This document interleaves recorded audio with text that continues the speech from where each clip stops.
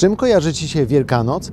Zapewne z piękną wiosenną pogodą, jaką mamy w tym roku, z malowaniem pisanek, z koszykiem, z którym w Wielką Sobotę idziesz do kościoła i pewnie jeszcze z wieloma innymi miłymi rzeczami.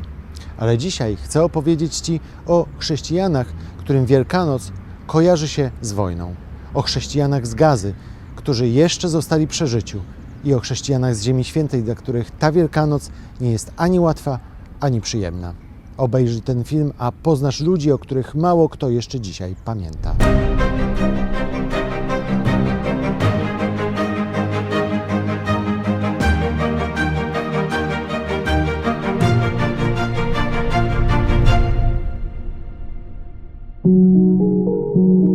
Ten kościół stał się ostatnio jednym z najbardziej znanych na świecie.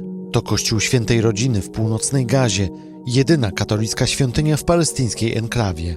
Budynki kościoła i parafii od kilku miesięcy są miejscem schronienia dla około 600 chrześcijan, zarówno katolików, jak i prawosławnych. Choć Gaza jest systematycznie bombardowana, a niemal pół roku wojny Izraela z Hamasem kosztowało życie 32 000 osób, to w kościele Świętej Rodziny nadal odprawiane są codzienne msze. Garstka katolików z Gazy modli się podczas liturgii Wielkiego Tygodnia, choć trudno mówić o świątecznym nastroju, gdy życie w Gazie to teraz jedna wielka prowizorka i ciągłe zagrożenie śmiercią. Kontakt z katolikami w Gazie jest bardzo utrudniony, ale z nielicznych relacji wiadomo, że większość z nich od miesięcy nie wyszła poza mury kościoła, w którym się chroni. Wiadomo też, że tak jak w całej Gazie, brakuje tam jedzenia czy leków.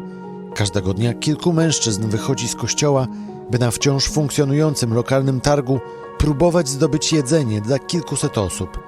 Ksiądz Gabriel Romanelli, argentyński duchowny, przez ostatnich 6 lat pracował w kościele w Gazie. Pracował, bo gdy wybuchła wojna, utknął w Jerozolimie i nie ma jak wrócić do parafii.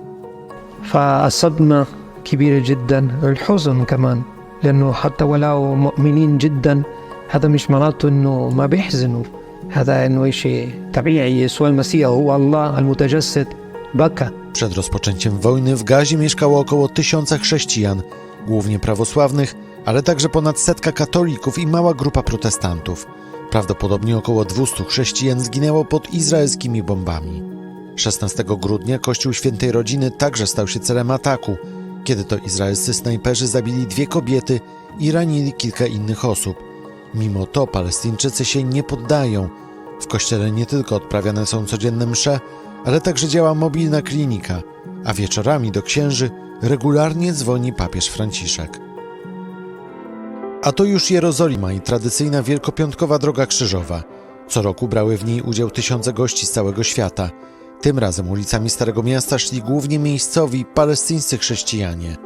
Wojna w Gazie odbiła się także na nich oraz na pracujących w Jerozolimie duchownych. Będąc tutaj w Jerozolimie, zrozumiałem, co to znaczy spokojnie jak na wojnie.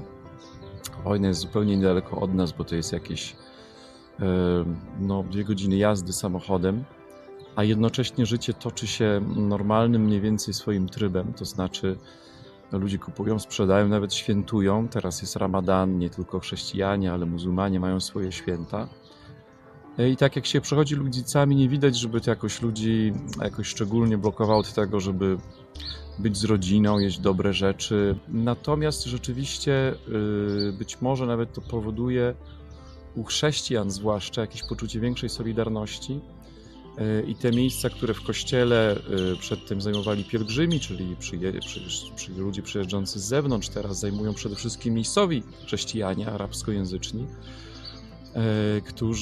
których nie brakuje. Muszę powiedzieć, że byłem dość zdziwiony na procesji palmowej, widząc, że wcale nie była dużo mniejsza niż zwykle, wypełniona ludźmi, przede wszystkim Arabami, arabskojęzycznymi stąd, chociaż było mniej ludzi z Palestyny. Gaza była tylko symbolicznie oczywiście reprezentowana, ale jednak zwrócono na to uwagę, że były takie 2 panele, które były niesione przez wolontariuszy wspominające Gazę z takim napisem: byłem więźniem, odwiedziliście mnie, czy też byłem głodny i daliście mi jeść.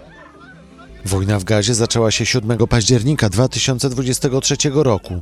Tysiące bojowników Hamasu wdarły się na teren Izraela i zabiły 1200 cywilów.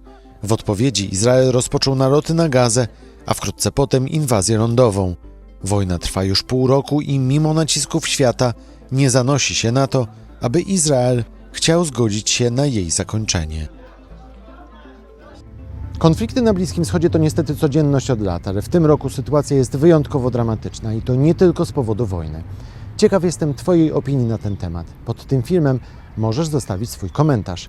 A jeśli chcesz dowiedzieć się, kim dokładnie są chrześcijanie z Ziemi Świętej, a założę się, że niewiele osób to wie, to obejrzyj inny film, jaki mamy na kanale Podcast Świat na YouTube. Film, do którego link jest teraz na górze ekranu. I koniecznie zobacz też naszą specjalną playlistę o chrześcijanach z Bliskiego Wschodu. Gwarantuję, że nie będzie to czas stracony.